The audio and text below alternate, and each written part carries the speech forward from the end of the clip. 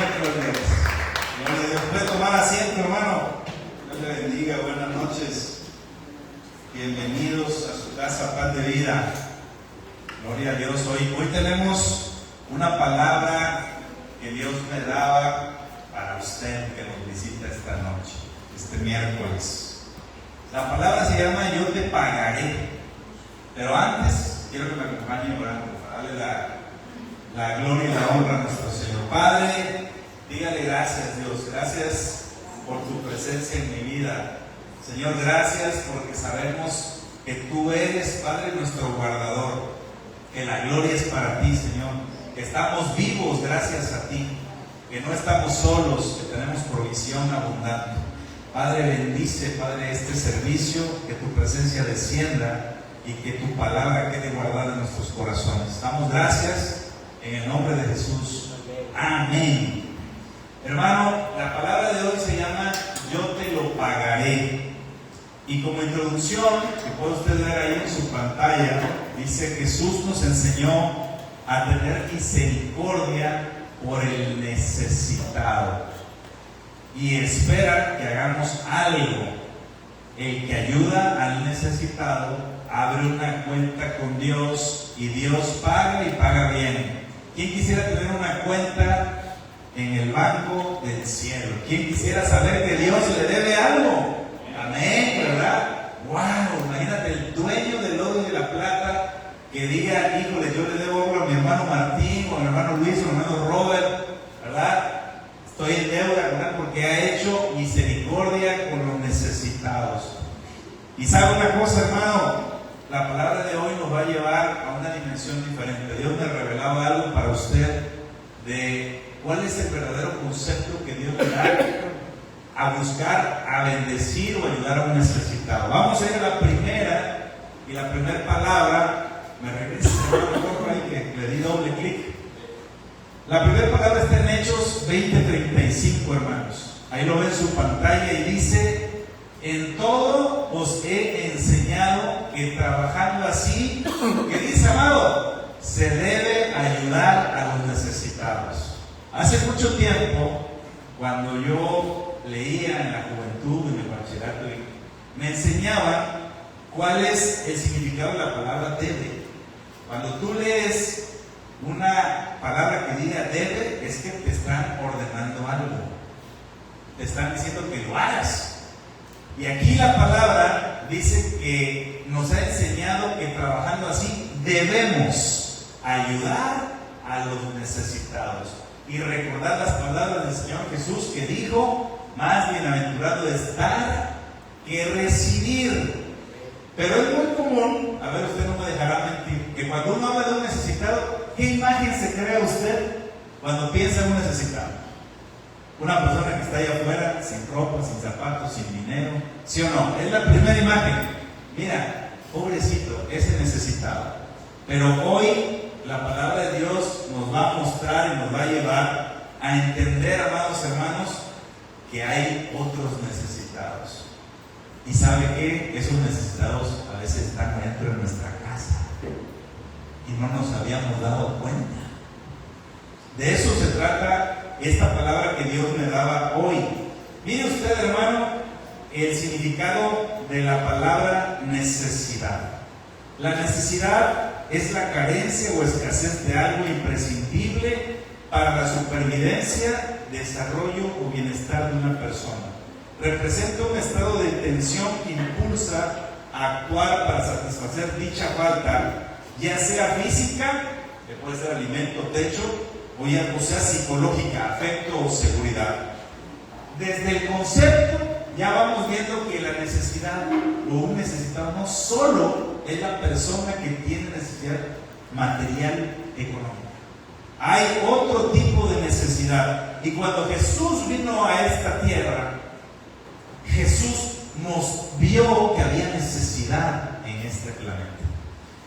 Esto fue lo que vio Jesús cuando vino. Nuestro Señor Jesús, en Mateo 9, del 35 al 38, dice: recorría Jesús todas las ciudades y aldeas, enseñando en las sinagogas de ellos y predicando el evangelio del reino y sanando toda enfermedad y toda dolencia en el pueblo.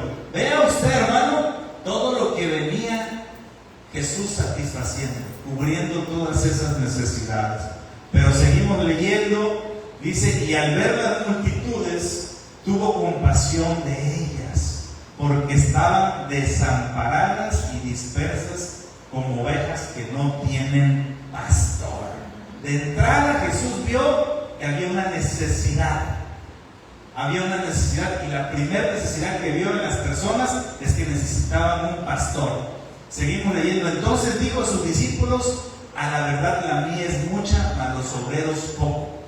Rogad pues al Señor de las mies que envíe obreros a sus mies. Voltee a su hermano de un lado y dígale: usted es un obrero que Dios está esperando. Es un obrero que está Dios esperando, porque hay personas que están necesitando que les hables de Jesús. Personas que tienen necesidades y no necesariamente económicas. Hay necesidades que no se ven, que están en el corazón, en la mente, en el alma. Esas necesidades también Dios paga, porque cubras mis necesidades de las personas que están en esa condición. Un necesitado, hermano, en esencia es alguien que no tiene lo que tú tienes. Fíjate bien, un necesitado es alguien que en esencia no tiene lo que tú tienes y que tú le puedes dar. Entonces, a veces nosotros pensamos en buscar necesitados cuando a veces hay personas que están muy cerca de nosotros y que necesitan seguramente afecto, dirección, un abrazo, enseñanza, atención. Por eso nuestro Señor Jesús daba la instrucción a sus discípulos así, hermanos. Decía: sino id antes a las ovejas perdidas de la casa de Israel, y yendo a predicar diciendo: el reino de los cielos se ha acercado.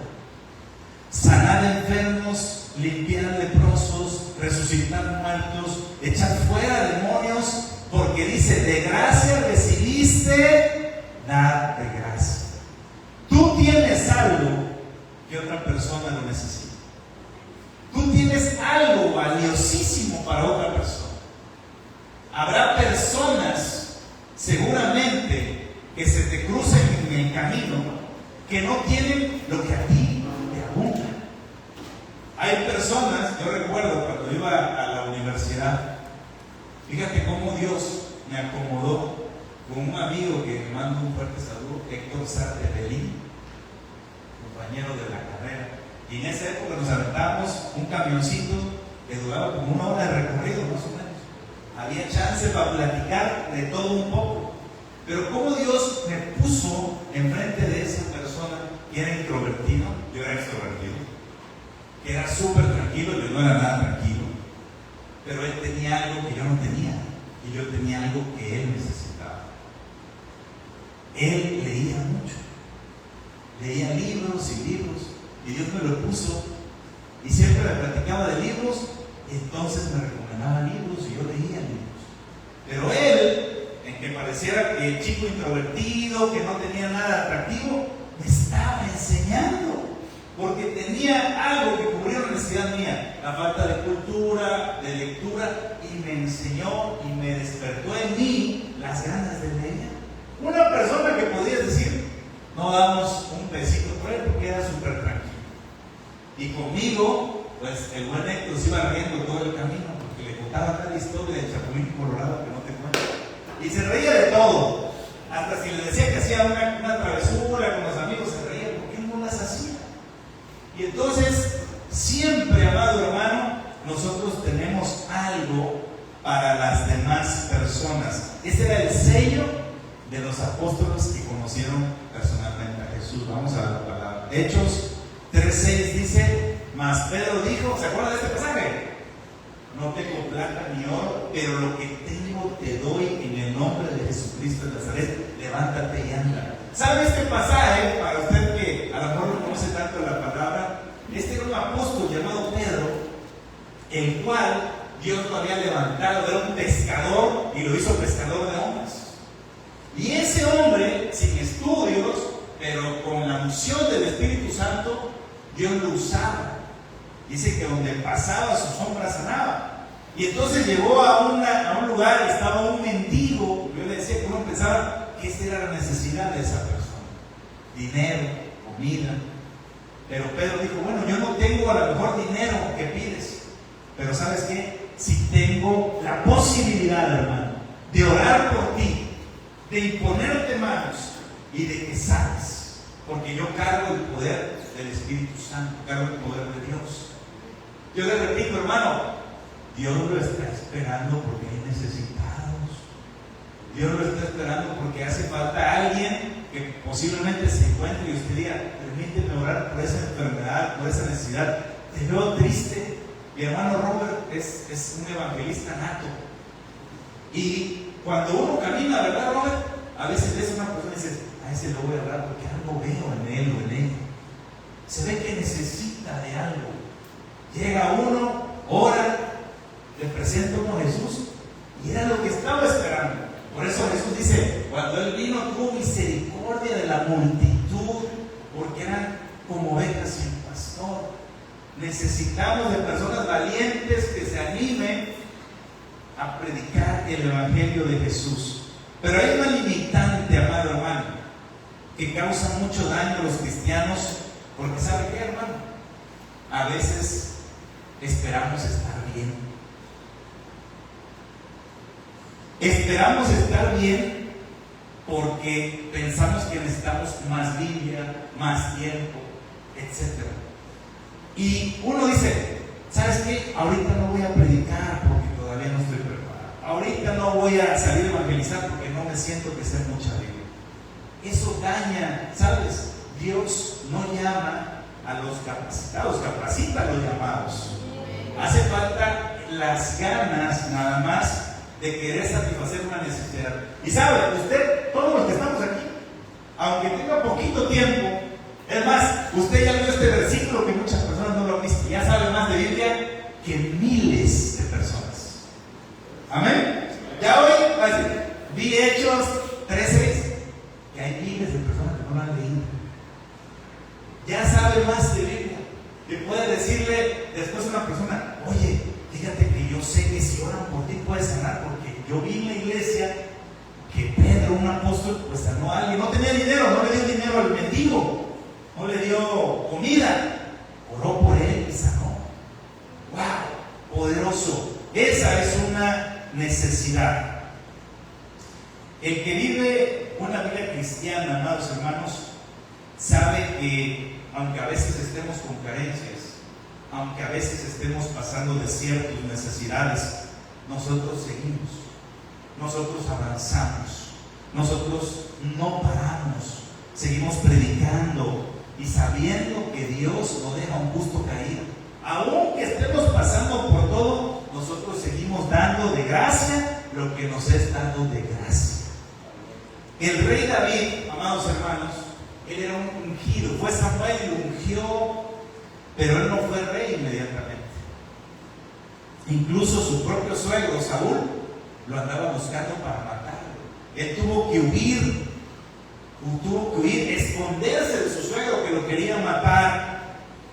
Y muchos, cuando viene esa tormenta, pudiera decir: pues ya mejor no sirvo, ya mejor paro. Dios me dijo que iba a ser rey y me andan correteando para matarme. ¿Y qué creen que hizo David? Se fue a meter en una cueva para huir, la cueva de Adulam, así se llama. Pero ¿sabe una cosa que a mí me dejó esa enseñanza de David? Que David no dejó de hacer misericordia por las personas necesitadas. Él, estando destrozado, imagínate que tu suegro te persiga para matarte, que Samuel te haya dicho que ibas a ser rey de Israel y que tú veas persecución, veas todo en contra, y metido en una cueva. ¿Qué cree que pasó? Que ahí se le arrimaron otros que estaban igual o peor que él. Y a lo mejor a ti te pase como a mí me pasa, que a veces andamos enfermos, a veces andamos con situaciones difíciles en nuestra vida, pero aquí estamos, seguimos. ¿Por qué? Porque va a haber alguien que necesita de mí o de ti para que le prediques el evangelio. Otro cojo, otro tuerto, otro inválido, otra persona con dolencias, con problemas, pero está esperando que aún con una rota le digas: Cristo te ama, Cristo está contigo, puedes sanar.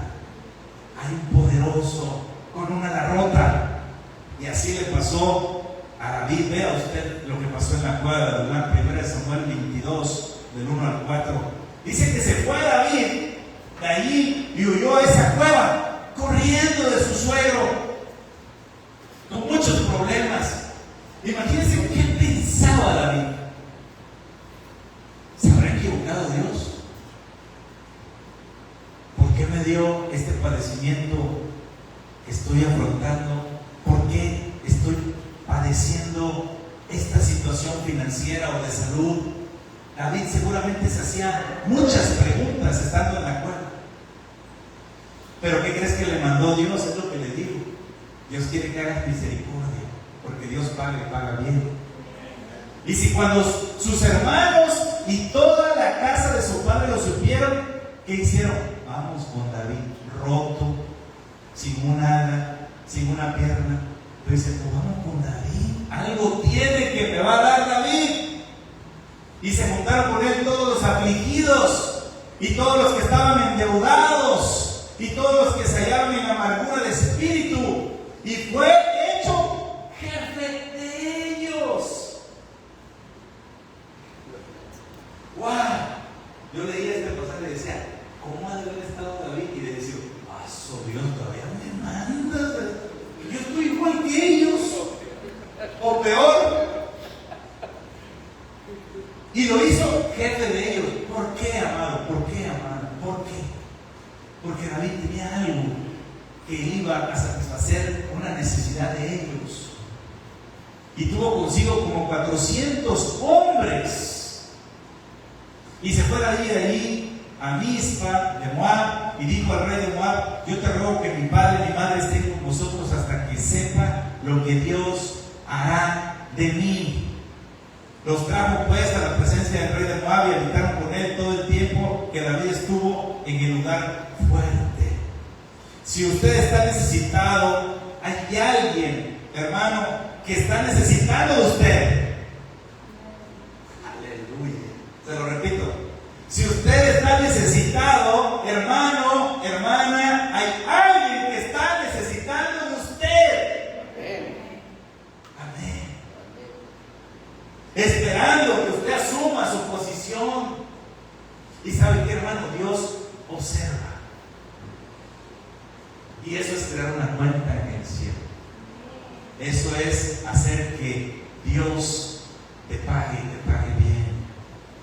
David, todo confundido, correteado, pudo darles dirección a estos hombres, visión a estos 400. Y todo cambió para ellos. Todo cambió para ellos. ¿Por qué? Porque David era el indicado. Tú puedes ser el indicado para una persona y yo puedo ser el indicado para otra. Dios ya sabe a quién te va a poner enfrente para que tú impactes con tu testimonio, con tu vida. ¿Sabes? De este grupo de 400 que fueron ahí, todos rotos y destruidos, buscando a otro roto y destruido, ¿qué cree que nació? Vamos a la siguiente palabra. Fíjese lo que pasó. De ahí nacieron un ejército poderoso que mataba gigantes. Porque de lo que David le hablaba en la cueva a esta gente, yo siempre me he puesto a pensar qué platicaban en la cueva de Adullam con David perseguido. ¿Sabe? Ellos también cubrían una necesidad de David, porque David, su plática de ellos hacía que él olvidara a David un poquito toda su situación. ¿Y qué creen que le preguntaban todos los afligidos que estaban alrededor de David? A ver si alguien me adivina. ¿Qué le preguntarían a David? ¿Cómo mataste a Goliat? ¿Te dio miedo? Entonces ya David, platicando de eso, pues a lo mejor se olvidaban sus broncas. ¿Y qué hizo esa plática en ellos? Wow, David, eres de carne y hueso. Yo pensé que eras un ángel. vi la serie que se llama La Casa de David hace poco y me dio mucha risa y gusto, ¿no? De que le pregunto a mi hermano de David, ¿y tú no tienes miedo de Goliat? Dice, sí tengo miedo, pero aún así voy en el nombre de Jehová de los ejércitos. Él lo pondrá a mis pies. Amén, dale una fuerte palmas a Jesús. Aleluya. Entonces, ¿quién nació de ese roto y desvalido? Nacieron, dice, estos son los principales ¿de qué? De los valientes de David. Y ahí de la cueva, rotos y despedazados. Yo creo, hermano, que a veces ni uno mismo se cree que puede impactar otra vida. A veces ni uno mismo se vengo cansado, estresado. ¿Yo qué voy a poderle dar a alguien más? Y miren, aquí salieron los valientes de David que tuvo y los que le ayudaron en qué? En su reino, su equipo de trabajo para la iglesia, con todo Israel para hacerle rey sobre Israel conforme a la palabra de Jehová. Y si usted lee, hermano, estos cuates eran tremendos para pelear. Hubo uno que peleó por un campo de lentejas, dice que mató no sé cuántos filisteos, que hasta la espada se le quedó pegada en la mano. ¡Oh! ¡Aleluya! Y ese era un roto, desvalido, endeudado, que se levantó. ¿Por qué, hermano? Porque el que se acerca a ti, Dios ya sabe que tú le vas a dar algo que ese hombre necesita para levantarse, o esa mujer. Y entonces seguimos leyendo, dice, y este es el número de los valientes que David tuvo: Josebrián, hijo del Jacmoni, caudillo de los 30, el cual blandió su lanza una vez contra 300, a los cuales mató a 300. Tras de este estaba Eleazar, hijo de Dodo, Ahohita, el cual era de los 3 valientes. Este estuvo con David en Patanín, estando allí junto en batalla con los filisteos, y había allí una parcela de tierra llena de cebada, y huyendo el pueblo delante de los filisteos, se pusieron ellos en medio de la parcela y la defendieron y vencieron los filisteos, porque Jehová los favoreció con una gran victoria. Y 3 de los 30 principales descendieron a la peña, a David, a la cueva de Adulam, donde estaba ahí David, donde había estado con ellos, estando el campamento de los filisteos en el valle de Refaim. Entonces, hermano, alguien está esperando que usted pase por su vida y que haga algo en sus vidas, un cambio trascendental. Ahora, hermano, mi predicación tiene que ver con que no necesitamos buscar necesitados afuera tirados en la calle. Muchas veces los necesitados están en su casa. Vamos a ver bíblicamente, hermano, cuáles son los necesitados que uno puede encontrar en casa, y que al igual que cualquier necesitado de comida, de dinero, el que usted haga misericordia con ellos, Dios le va a pagar, y le va a pagar bien. Yo esto no se los voy a proyectar, pero si usted lleva notas que les guste anotar, quiero que se divierta conmigo viendo y que aprenda también cuáles son las necesidades de los elementos de una casa. Porque sabe, hay necesitados dentro de casa. Usted va a encontrar en Efesios 5, del 22 al 24,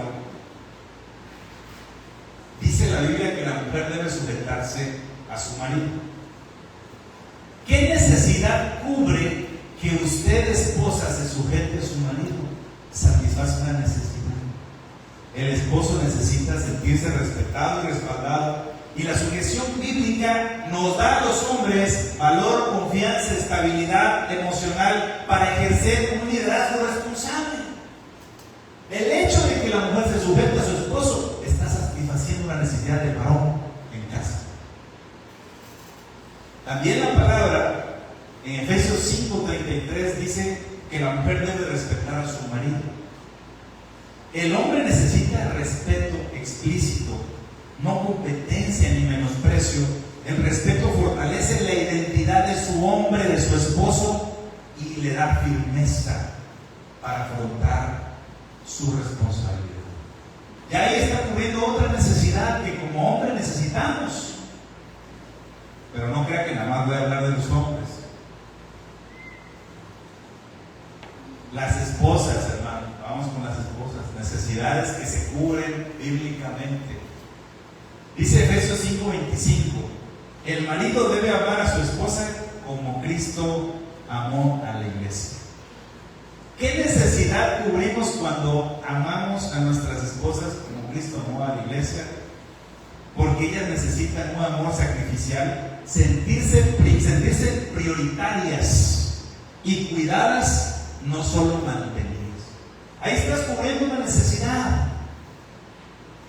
También Efesios 5:28-29 dice, amarla como a su propio cuerpo. ¿Y qué necesidad cubrimos cuando hacemos eso, varones? La esposa necesita afecto constante, protección y valoración física y emocional. Ahí satisfacemos una necesidad de la mujer. También dice la Biblia en 1 de Pedro 3:7 que la tratemos como a base más frágil. ¿Qué necesidad se cubre cuando uno trata a la mujer como base más frágil? Requieren de tacto, sensibilidad emocional y cuidado, no dureza ni indiferencia. Eso satisface algo de lo que tenemos en casa. Y también para los hijos que aquí nos acompañan hoy, también hay necesidades que cubrir a los hijos.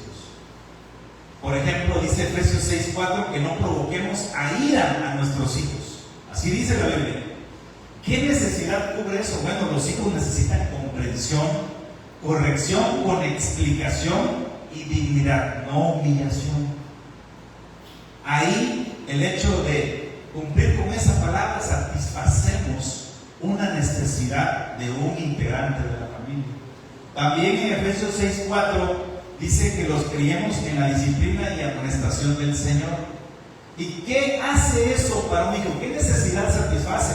Bueno, que ellos aprenden a tener límites claros, que hay una guía espiritual, que no hay permisidad ni abandono. O sea, el hecho de que tú seas disciplinas a tus hijos en la amonestación de Dios, de la palabra, estás dando una satisfacción a su vida, les ayudas. Y por último, en Proverbios 22:6 dice que instruyes al niño desde pequeño para que no se aparte, ¿verdad? Y eso lo que satisface en los hijos es una necesidad de dirección, de formación y de una formación en Cristo, en la palabra de Dios. Todas estas cosas, hermanos, las tenemos al alcance. Tenemos hijos, tenemos esposa, tenemos esposo. Y ahí usted y yo estamos cubriendo necesidades. Necesidades que no necesariamente es dinero, ¿verdad? Muchas veces tienen que ver con el alma, el espíritu. Ahora, ¿qué es lo que nos mueve para tener misericordia por alguien más? ¿Cuál es el combustible que nos hace movernos para hacer eso? Sin lugar a dudas, es la misericordia. Es lo mismo que movió a nuestro Señor Jesús para salvarnos a nosotros. ¿Por qué? ¿Por qué, hermano? Porque a veces no vas a tener al esposo modelo, no vas a tener a la esposa modelo, ni vas a tener al hijo o a la hija modelo. Pero lo que movió a Jesús por dar su vida por nosotros fue la misericordia, porque somos imperfectos, pero Él dio su vida por nosotros. Y nosotros, para satisfacer la necesidad de alguien más, tenemos que tener misericordia por el prójimo. Y eso nos lo enseña y nos lo recuerda la parábola del buen samaritano. Casi terminamos, vamos a leer Lucas. Ya no avanza, no sé por qué. A ver si me pones Lucas 10. Si no, yo se los leo por acá. Lucas 10, 25 al 37. Dice la palabra: y aquí un intérprete de la ley se levantó y dijo: para probarle: Maestro, ¿haciendo qué cosa heredará la vida eterna? Él le dijo: que está escrito en la ley, ¿cómo lees? Aquel respondiendo dijo: amarás al Señor tu Dios con todo tu corazón y con toda tu alma y con todas tus fuerzas y con toda tu mente, y a tu prójimo como a ti mismo. Esa es la base, la misericordia. Y le dijo: bien has respondido, haz esto y vivirás. Pero él, queriendo justificarse a sí mismo, dijo Jesús: ¿y quién es mi prójimo? Respondiendo Jesús dijo: un hombre descendía de Jerusalén a Jericó y cayó en manos de ladrones, los cuales le despojaron, e hiriéndole se fueron, dejándole medio muerto. Ahí está un hombre herido y medio muerto, ¿verdad? Aconteció que descendió un sacerdote por aquel camino. Un sacerdote iba pasando por ahí, y viéndole, pasó de largo. Estaba viendo que se moría, pasó de largo. Pero un samaritano que iba de camino vino cerca de él, y viéndole, fue movido en misericordia, y acercándose vendó sus heridas, echándole aceite y vino, y poniéndolo en su cabalgadura, lo llevó al mesón y cuidó de él. Otro día al partir sacó 2 denarios y los dio al mesonero, y le dijo: cuídame, y todo lo que gastes de más, yo te lo pagaré. Así se llama la prédica: yo te lo pagaré. ¿Saben con quién se compara ese samaritano? Es con Jesús. Él vino a pagar por nosotros con su sangre preciosa. Él vino a dar su vida por nosotros, y eso es lo que Dios nos insta a hacer, que tengamos misericordia. A Saúl le dijo: misericordia quiero, no sacrificio. Y termino con esto, amados hermanos. Cuando nosotros ayudamos a los necesitados, estamos abriendo una cuenta en el cielo, y Dios paga, y paga muy bien. No sé si tengas Proverbios 19:17, si me ayudas. Proverbios 19:17. Dice la palabra así: a Jehová presta el que da al pobre, y el bien que ha hecho se lo volverá a pagar. En esencia, fíjense bien, yo investigué, porque este versículo de Proverbios 19:17 habla de pobre. Pero fíjense, yo investigué qué significa pobre en el idioma original, en hebreo. Y en esencia, cuando la Biblia habla de pobre, se refiere a 2 conceptos básicamente hebreos. Uno es ani, que significa humildes y afligidos, y el otro es ebión, con Y. Y ebión se refiere a los pobres, indigentes o necesitados. Entonces, aquí Dios está diciendo: cuando tú ayudas a un necesitado, ese bien que le hagas, Dios te lo va a pagar. Tenemos esposas, que satisfacer de un necesitado que se llama esposo. Esposos, tenemos cosas que satisfacer de alguien que tenemos a un lado que se llama esposa. Y padres, tenemos cosas que satisfacer de necesitados que se llaman hijos. E hijos, tenemos cosas que satisfacer de los padres. ¿Sabe por qué? Porque la Biblia dice: honra a tu padre y a tu madre. ¿Qué padre no quiere que nuestros hijos no nos honren? ¿Amén? Okay. Y eso nos satisface. ¿A qué padre no le llena el corazón que un día el hijo diga: yo te voy a invitar hoy a comer, papá? Ya cobré mi primer beneficio. Papá, te traje esta camisita, una honra, unos zapatitos. Te quiero invitar a que vengas a este lugar que acaban de abrir y está muy bonito para que conozcas. Eso te satisface una necesidad como padre, ¿verdad? Y por eso Jesús, cuando vio a los que, porque también hay, hermanos, personas que creen que no necesitan nada.